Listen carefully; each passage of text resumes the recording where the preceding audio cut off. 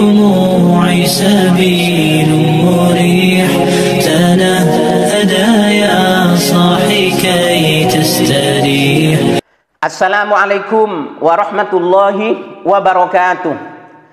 Kali ini kami akan membahas tentang seseorang yang merupakan pembicara daripada channel Our Life Muslims, yang mana dia itu kalau dalam hal berbicara, kalau dalam hal mengulah kata-kata, kalau dalam hal tata cara menyusun kalimat, memang luar biasa, memukau, meyakinkan, seolah-olah itu merupakan suatu kebenaran. Oleh karena itu kita harus hati-hati, jangan sampai terkecoh, jangan sampai tertipu, tidak boleh percaya begitu saja. Karena jika betul-betul dicermati dan diamati, apa-apa yang disampaikan itu ternyata isinya racun yang berbahaya, racun yang mematikan, yang berupa fitnah, kebohongan, tuduhan keji, memecah belah umat, mengajak orang lain benci pada seseorang, benci pada kelompok, ataupun pada ormas tertentu. Ya, kalau nggak percaya, ayo kita buktikan. Kita kembali membahas tentang Ustadz Umar Mita kaum muslimin, ya. Kami mendapatkan video yang baru dari Ustadz Umar Mita. Ini kami mendapatkannya baru, tapi ini video lama kaum muslimin. Tapi dengan video ini kita bisa mengetahui, ya, dan akan semakin jelas siapa sebenarnya Ustadz Umar Mita ini kaum muslimin, ya. Dia ini salah satu dai yang takut kehilangan jamaahnya kaum muslimin, ya. Dimana beliau dulu ya, di dalam video ini tegas di dalam melarang perbuatan bid'ah kaum muslimin, ya. Akan tetapi di video terbaru yang kita upload kemarin kaum muslimin sudah loyo. Beliau tidak lagi setegas dahulu kaum muslimin di dalam menjelaskan perkara bid'ah, ya. Dan persis dengan ya temannya, ya, Ustadz Adi Hidayat. Nah, di video yang kita saksikan tadi menunjukkan dengan jelas terang menerang bahwa channel Our Life berbohong, memfitnah dan menuduh terhadap Ustadz Umar Mita dengan penuh kedengkian dan hasud. Dia katakan bahwa Ustadz Umar Mita sudah tidak seperti dulu lagi, tidak tegas, bahkan loyo ketika membahas tentang perkara bid'ah. Kenapa beliau bisa berubah seperti itu? Menurut channel Our Life, penyebabnya ada dua. Satu, karena takut kehilangan jamaahnya. Dua, karena berteman dengan Ustadz Adi Hidayat. Astaghfirullahaladzim. Hai channel Our Life, dari mana kamu tahu kalau Ustadz Umar Mita itu takut kehilangan jamaah? Rasa takut itu adalah perbuatan hati. Rasa takut itu ada di dalam hati. Tidak ada orang yang tahu kecuali Allah dan yang bersangkutan saja. Jadi mulutmu telah lancang kepada Allah Subhanahu wa ta'ala karena sampeyan telah berani meletakkan mulutmu itu bukan pada tempatnya, yang bahasa syariatnya disebut dengan suudzon. Dan itu merupakan perbuatan dosa dan bukan sifatnya orang beriman. Kemudian penyebab yang kedua adalah karena Ustadz Umar Mita berteman dengan Ustadz Adi Hidayat. Makanya mereka berdua loyo dalam menjelaskan perkara bid'ah.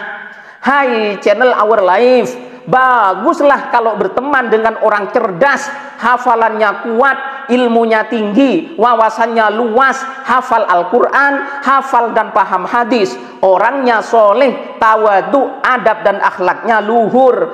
Ribuan atau mungkin jutaan umat Islam di Indonesia ini hafal Al-Quran atas bimbingan, dorongan dan motivasi beliau. Masyarakat umum, ustadz, dai, kiai, ulama sepakat mengakui hal tersebut, kecuali kamu dan wahabi-wahabi yang lain. Kemarin saya berkunjung 2 hari yang lalu ke masjid Al-Ihsan, ya, Masjid Al-Ihsan yang ada Ustadz Adi Hidayat, adik kelas saya di Libya. Ustadz Adi Hidayat, ada yang kenal? Bapak Ibu, saya katakan pada masyarakat sekitar, ini anugerah terbesar dari Allah untuk penduduk sini. Pertahankan ulama ini. Langka orang semacam beliau. kemampuan tafsirnya, kehebatan ilmunya, kedalaman analisanya, dan bijaksananya beliau dalam menyelesaikan banyak perkara-perkara dan masalah. Langka ulama macam ini, dia muda lagi masih, usianya baru 30 tahun Pak. Adik kelas saya di Libya, masih muda sekali. Saya katakan jangan telantarkan beliau, tolong rawat dan jaga, jangan sampai beliau pergi gara-gara kalian tidak peduli. Ini saya katakan kepada mereka Pak. Sering para ulama dan dai tidak terperhatikan oleh umat, umat tidak care, akhirnya ulama itu demi tuntutan kewajibannya dia harus berpindah ke tempat lain. Jangan sampai itu terjadi Pak. Kalau ada ulama dekat kita, perhatikan kehidupannya. Kecuali ulama penjilat.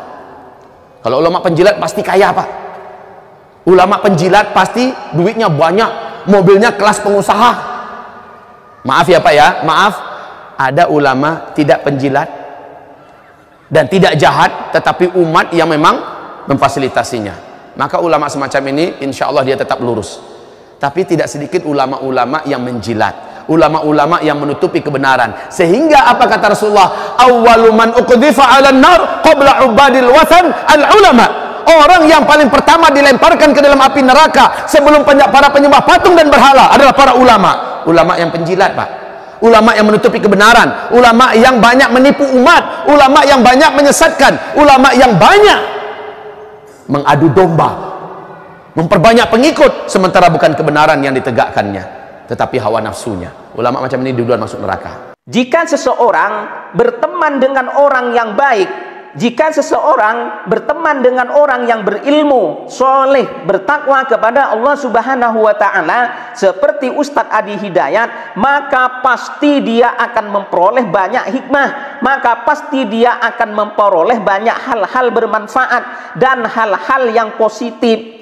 Kami tidak dapat membayangkan saudara, bagaimana jadinya jika seandainya Ustadz Umar Mita berteman dengan channel Our Life dan Wahabi-Wahabi yang lain.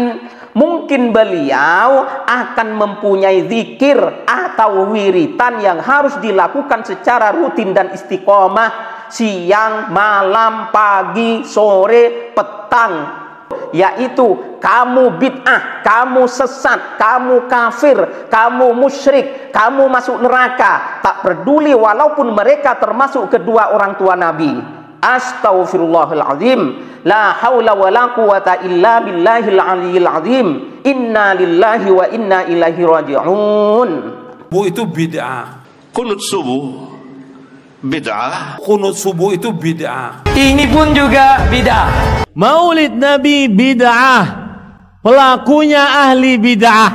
Tidak boleh membaiat kepada kelompok-kelompok ini, apalagi kelompok-kelompok ini kelompok-kelompok sesat dan menyesatkan. Kedua orang tua Nabi meninggal dalam kondisi apa? Musyrik.